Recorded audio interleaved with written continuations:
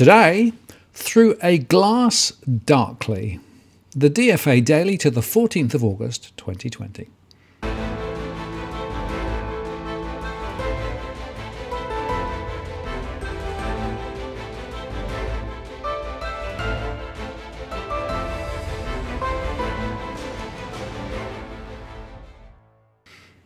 Hello again, it's Martin North from Digital Finance Analytics. Welcome to the latest post covering finance and property news with a distinctively Australian flavour and with a touch of philosophy on the side. And just before we start, a quick reminder that on the 18th of August, that's next Tuesday at 8 p.m. Sydney time, we'll be running our next live stream event, and I'll be going through our latest research, including our latest household financial confidence analysis.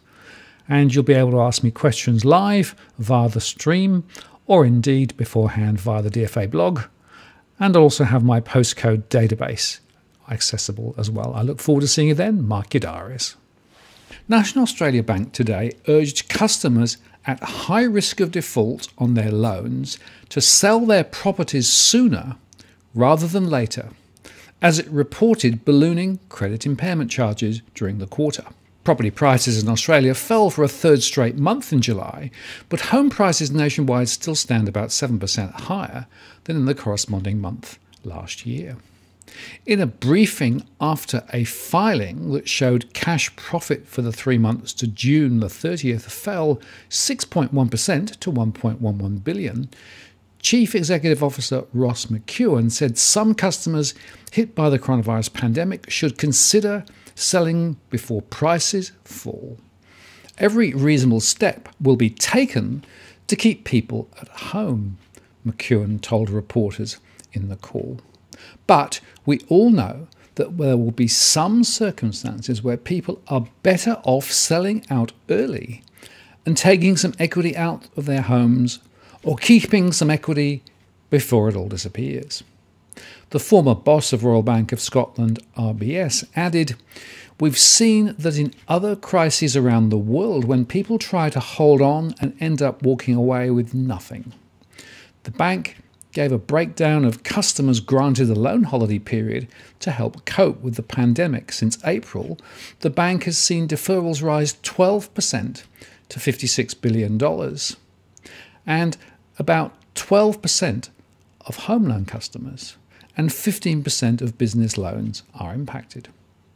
By August the 5th, NAB had contacted nearly half its deferred home loan customers to check if they wanted to opt out of the deferral scheme, but only 16% of those contacted chose to resume payments, it said. The Melbourne-based lender seemed less confident in its assessment of how customers would cope with looming repayments than larger rival Commonwealth Bank, which said this week it expected the majority of its roughly 195,000 customers on loan holidays to be able to start repaying. "I think we'll hold our views on this until we've done a lot more of the callbacks," McEwen said, referring to customers. He added that the bank had recently started talking to business customers too. Australia's biggest business lender said delinquency had risen among customers not on the deferral scheme, with bad debt charges of $570 million booked during the quarter, up from $247 million last year. And NAB expects very challenging conditions in the short term, with unemployment seen above 11% this year, before recovering next year to support a strong economic recovery by 2022, it added. Cash profit fell to $1.55 billion, down from last year's $1.65 billion. Meantime, are we drowning in meaningless data? Well, the ABS says Australia recorded 6.7 million overseas visitor arrivals for the year 2019-20, and that's down 27.9% on the previous year, and the lowest since 2013-14. The impact of COVID-19 on travel to Australia commenced in February 2020 with the start of border restrictions by the Australian government. Prior to this, the nation set a record with 9.5 million visitors for the year ending January 2020. Over the last year, there were increases every month until February 2020, when the impact of COVID-19 started. Once the tighter restrictions came into effect on the 20th of March, the drop in visitors arriving was dramatic, being close to 100%.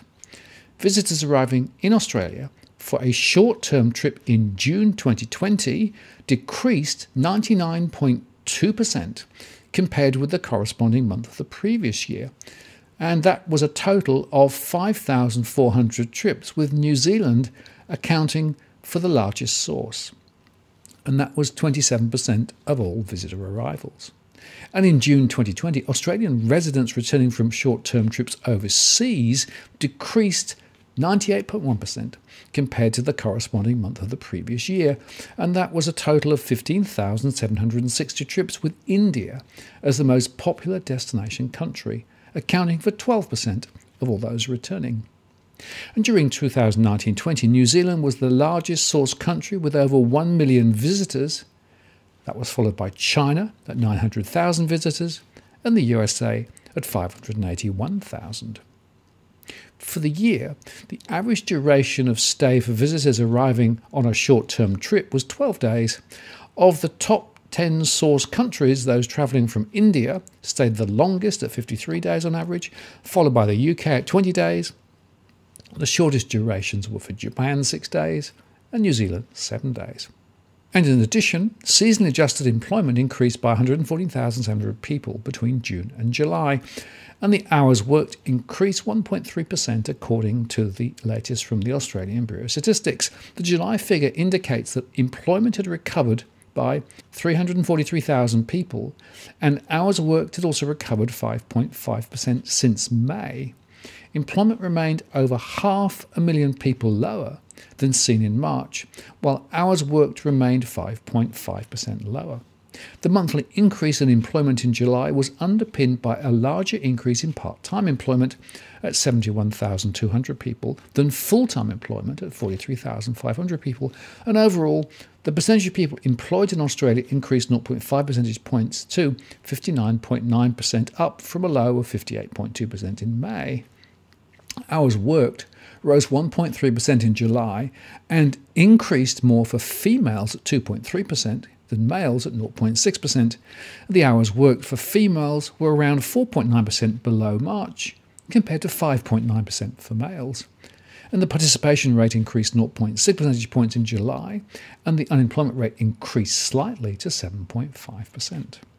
The number of unemployed people rose by nearly 16,000 between June and July, and for the first time there were more than 1 million people out of work, available to work, and actively looking for work, which is of course their narrow definition. The underemployment rate decreased by 0.5 percentage points to 11.2%, but remained 2.4 percentage points above March. The underutilisation rate, which combines the unemployment rate and underemployment rate, fell 0.4 percentage points to 18.7%, but remains 4.7 percentage points higher than March. The July data provides insight into the Australian labour market during Stage 3 restrictions in Victoria. The August labour force data will provide the first indication of the impact of Stage 4 restrictions. But my point here is that those on JobKeeper and those not looking for work, as well as those with more than 1 hour of work a week, are not counted. The real number is significantly higher, with some suggesting that unemployment is really closer to 13%. And indeed, the conversation took that discussion further, saying, in this recession, unlike in previous ones, governments have chosen to help pay salaries to keep workers in work, rather than pay unemployment benefit when they're laid off. This means that the July unemployment rate was 7.5% instead of 8.3% that it would have been if those whose working 0 hours but being paid by JobKeeper had been counted as out of work. This approach has kept employees and firms ready for work at a time when it is far from clear when things will improve. Implicit in the deal was that firms in need of JobKeeper would behave as if they were in times of immense uncertainty and not pay big dividends to shareholders on the assumption that things were rosy. And it's early in the company reporting season, but already there are signs that millions of dollars in increased dividends are indeed being paid out by companies that received millions of dollars off a JobKeeper. As The Guardian's Ben Butler put it, what we are seeing is a transfer of millions of dollars from taxpayers, the community at large, to shareholders, some of whom are already quite rich. By supporting the wages of employees in companies at risk, the government freed up money the company could use to pay shareholders increased dividends rather than fortifying themselves against that risk. It enabled them to shovel out of the door the money the government was shoveling in, leaving themselves no better prepared than before. And they do need to be prepared. In April, the Australian Prudential Regulatory Authority wrote to banks and insurers asking them to seriously consider deferring decisions on the appropriate level of dividends until the outlook is clearer.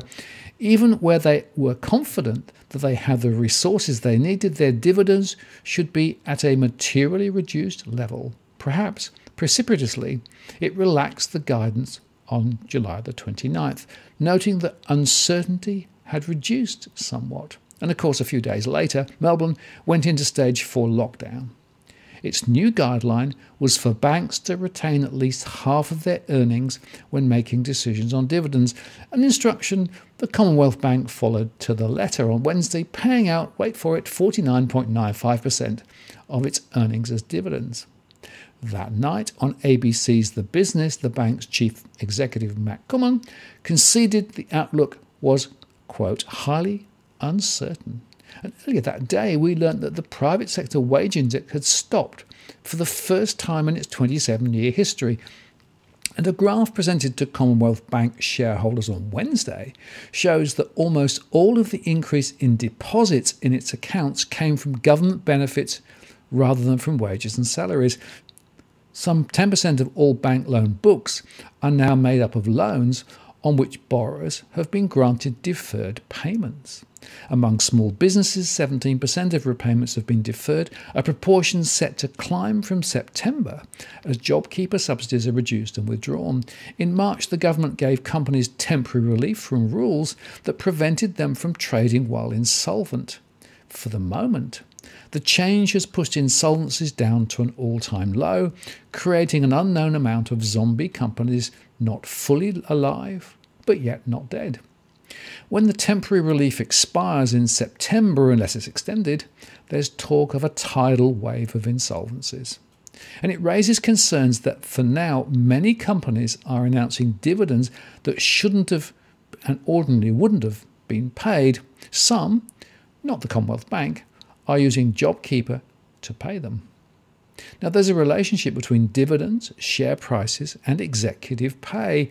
Australian companies that pay out big dividends keep their share price high, and many Australians receiving dividend imputation checks, include many retirees, of course, hold shares because of them. Without them, share prices would fall, and executives would be denied their bonuses. One way to ensure that there is money available for dividends is to rule out new investments that can't achieve a high rate of return, meaning money can be paid out to shareholders instead.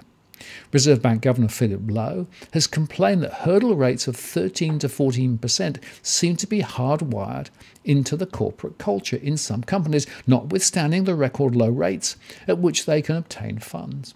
In January, the head of the Australian Competition and Consumer Commission, Rod Sims, warned that unless companies lowered their hurdle rates, they would, quote, risk missing investment opportunities to foreign raiders. It's something akin to an undeclared investment strike by corporate Australia, something akin to heads, shareholders win, tails, employees, creditors, and the rest of us lose. And there, cue the results from Solomon Lew's Premier Investments. In a trading update released on Thursday, Premier said it expects its full-year earnings before interest and tax to be between $184.4 million and $185.8 million, about an 11% increase on the prior year. This record figure is despite an 18% or $106 million decline in sales across the second half of the financial year after the retailer stores were shut for 2 months due to COVID-19 and the business stood down 9,000 staff. Premier has also been a significant beneficiary of the federal government's JobKeeper wage subsidy program and a similar program in New Zealand, with the company signing on to the scheme in April after total sales fell 74% during the first 6 weeks of the second quarter. The company noted that it maximised the use of various subsidy schemes along with rent relief globally. However, it did not specify the amount claimed through JobKeeper. With 12,000 staff stood down around the world, the amount of JobKeeper claimed by Premier is likely to be in the tens of millions of dollars. In New Zealand, the company has claimed 4.56 million New Zealand dollars for 840 staff. And Premier also refused to pay rent on its stores during the pandemic shutdown. And this from the Westpac Melbourne Institute. The index of consumer sentiment fell 9.5% to 79.5 in August from 87.9 in July. The scale of the fall comes as a major surprise, they said. At 79.5, the index is back near the extreme low of 75.6 seen back in April when Australia entered a national lockdown. Since the July survey, we've seen Victoria enter stage 4 restrictions and evidence of some hotspots in New South Wales.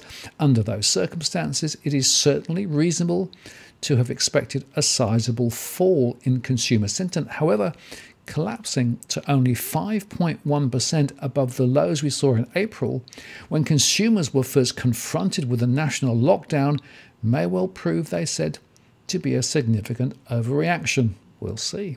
The biggest surprise was in New South Wales, where sentiment collapsed by 15.5%, well in excess of the 8.3% fall in Victoria. Remarkably, the index in New South Wales has reached 77.8. That's below Victoria's read of 78. Even in Queensland, where cases have been largely eliminated, there was a fall of 8.1%, putting the index in Queensland at 79.7, only slightly above New South Wales and Victoria. The index in South Australia fell by 5.8% to 81.8, while only Western Australia was stable, falling by 1.5% to 85.9. While some of the weakness in New South Wales and Queensland will reflect the direct economic drag from Victoria's lockdown and the closure of interstate borders, the overall response seems disproportionate to the evidence on developments around the virus, they said. This emphasises the fear of the unknown. Consumers across the nation appear to have been rattled by the developments in Victoria and fear that other states may well succumb to the second wave outbreak. All 5 component indices recorded declines in August, although the largest falls were around expectations for the economy and assessments of time to buy a major item. The economy next 12 months sub-index recorded the biggest decline, slumping 19% to be down over 30% since June. And remarkably, at just 53.6, the sub-index is even below April's 53.7. The economy next 5 years sub-index also recorded a substantial 8.7% fall, following a 10.3% drop last month. The second wave outbreak has put a much heavier dent in medium-term expectations for the economy. That 18% decline over July to August compares to the much milder 5.1% decline seen when COVID-19 first impacted in March and April. What looked likely to have been a brief disruption back then is now feared to be much more prolonged, they said. Medium-term expectations are most likely capturing concerns that the new outbreak in Victoria may be a sign that the virus will be more difficult to control, and that raises the risk of periodic flare-ups and tighter ongoing restrictions on some forms of activity such as travel, tourism, and recreation, which consumers may now fear extends even beyond 2021. The hit to sentiment on family finances centred around expectations. The finances next 12 months sub-index fell 7.3%, consistent with the more difficult path ahead. Yet in response, the property market is still being spooked.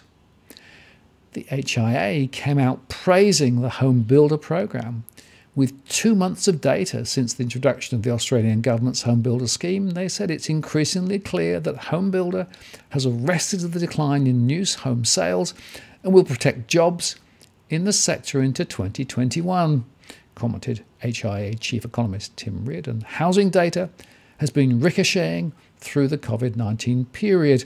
New home sales is highly reactive to changes in consumer confidence and collapsed in the 3 months to May 2020. The announcement of the home builder, together with the easing of restrictions across most jurisdictions, has seen confidence in the market improve. In the 2 months since June, new home sales have increased to be 64.4% higher than the preceding 2 months.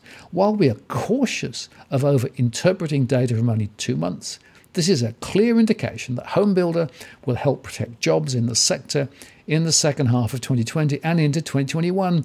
Additional sales data in August will be required before drawing accurate conclusions. The strength of new home sales is not consistent, though, across all jurisdictions. Western Australia has seen an exceptional bounce in sales, due in part to the addition of the state government's building bonus. Sales in New South Wales were already slow at the start of 2020 and fell away dramatically in March. And New South Wales sales in June and July 2020 are only 9.6% higher than the previous 2 months and remains lower than levels prior to the pandemic. The Victorian market has remained resilient despite the state's COVID-19 challenges and the reduction of restrictions during July. The data, however, predates the introduction of Stage 4 restrictions, which occurred at the beginning of August. Nationally, they said, we expect that new home sales will settle in the coming months to a more sustainable level, but the number of new homes commencing construction will continue to slow for at least the next 12 months. And across the country, Victoria increased by 1.5% in July compared to June 2020, followed by Queensland, which increased by 1.3%. South Australia was down 8.1%, New South Wales was down 8.9%, and Western Australia was down 27.8%. All declined over the 2 months since home builder sales have increased in Western Australia by 170.6%. Followed by South Australia with an increase of 142.1%, Queensland up 42.4%, Victoria up 39.5%, and New South Wales up 9.6%. Now, there are 2 points here. The winners are the big construction companies, as the costs of their home and land packages are lifted, and while it may bring buying forward, it will create a cliff for later. But many buyers are transacting the time when home prices are falling as the CoreLogic Index falls for a 14th straight week, as reported today. And data has also been released on the Morrison government's first home buyer deposit subsidy scheme, which reveals that more than half of all the spots have been filled in the second tranche, which opened in July. About 4,500 spots are pending, and more than 1,000 application certificates have already been approved. Minister for Housing and Assistant Treasurer Michael Sukkar said the scheme had allowed Australians to get into a home of their own sooner. Helping even more Australians get into their first home with a deposit of as little as 5% is helping set them and their families up for a successful future, he said. The scheme has also been vital in driving first homebuyer confidence during the COVID-19 pandemic. Hey, but there's no need to worry about missing out, because Sukkar last month confirmed that the government would very likely expand its deposit subsidy scheme in the October budget. He told the Australian the government was committed to doing all we can to help Australians get into a home of their own sooner. By delivering our loan guarantees, we are helping Australians cut years off the time it takes to save, as first-time buyers can now purchase a home with a deposit as little as 5%. The data shows buyer confidence is being maintained, with the recently released tranche of guarantees being eagerly secured. And the Australians said that the surge in applications is likely to trigger an expansion of the loan guarantee program ahead of the October budget.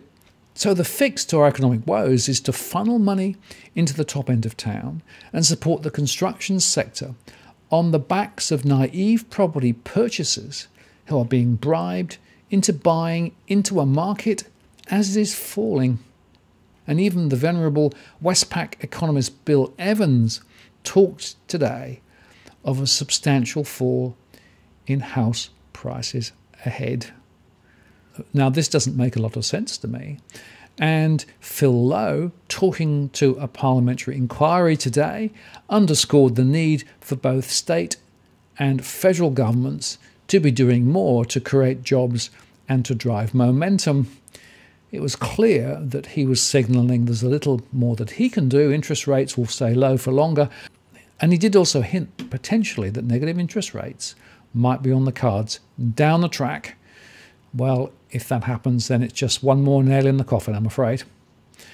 I have to say, standing back, I'm very concerned because it seems to me that those in power are not seeing clearly. They're pulling the same old levers, hoping for something different. And unfortunately, in the meantime, we're going to see more prices fall for property, more people trapped into negative equity, and prospective near-term purchasers, particularly first-time buyers, still being cajoled to buy in right at the top and then riding the market down. I will make the point once more. There is no panic. There is no need to be piling into the market. Understand that those incentive schemes are there simply to try and support construction, and it's not really helping prospective buyers get into the market in a sensible fashion. I'm Martin North from Digital Finance Analytics. Many thanks for watching, and I'll see you again next time.